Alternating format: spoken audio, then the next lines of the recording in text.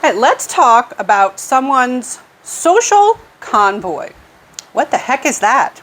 Your social convoy is a group of people who age together and provide a protective layer of social relationships throughout life.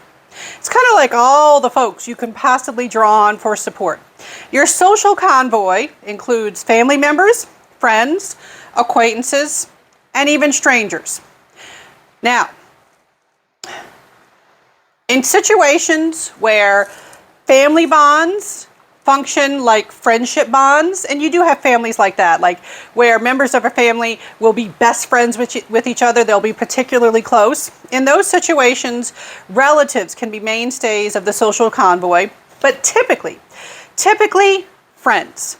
Typically, friends are the most crucial members of the social convoy. They are particularly valued. They are particularly important for providing support, help, assistance. And so they are often able to provide practical help. You know, like, okay, so I'm buying my first house. You have bought a house before. Tell me what to do. Tell me how to do this. Tell me how to make sense of insurance, please. Thank you. I just had a kid. You have a kid. Tell me this is going to get better and I'm going to get sleep sometime. Tell me how to deal with this potty training issue. It's not working. Do you have any tips? Do you have any advice?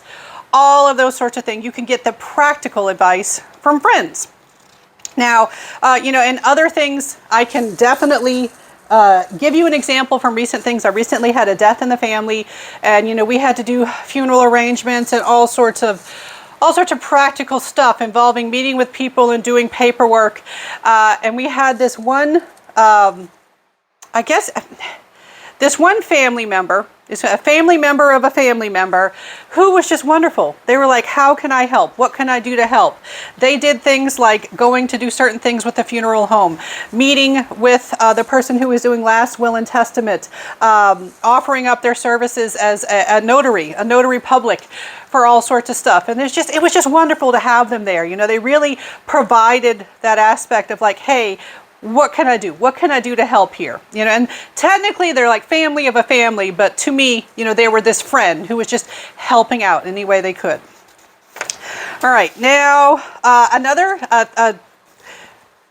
the person that I just mentioned, they probably wouldn't fall under this category, all right? But there's a special category called fictive kin. Fictive kin are the people that aren't technically family, but they become like family. People who become accepted as part of the family who have no genetic or legal relationship to that family. And oftentimes students will have examples of this. Somebody they called uncle or aunt, depending on how you pronounce that. But that technically they were not an actual family member. They were just in the circle. They were welcomed as family. Sometimes you've got that in your life. Sometimes who gets treated like family, even though technically they are not. And fictive kin can also become particularly important when you have blood relatives who become toxic. Sometimes your family fails you. They fail to provide the support that a family is supposed to provide. This often happens in situations where a family provides conditional love rather than unconditional love and support. All right, I love you as long as you're the same religion as me. I love you as long as you're not gay or trans. I don't stand for those things. Those sorts of situations can lead to somebody being cut off or choosing to sever ties with their own family, and they can often find their own found family, and that's one term, found family. But you can also have this term fictive kin. When people have Friendsgiving and they gather around and they have Thanksgiving with friends, they're like, hey, you are like family to me. Sometimes those people that they're having Friendsgiving with can be like fictive kin to them. One example that I always like to use is Harry Potter. I do know that the author of Harry Potter has proven to be highly problematic. All right, we'll just pretend like nobody wrote Harry Potter. Harry Potter just exists as a character.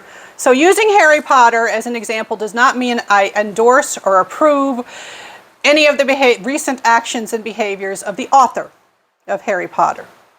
All right, so Harry Potter, he his parents were deceased. He lived with his aunt and uncle, but they did not support him. They did not support him at all.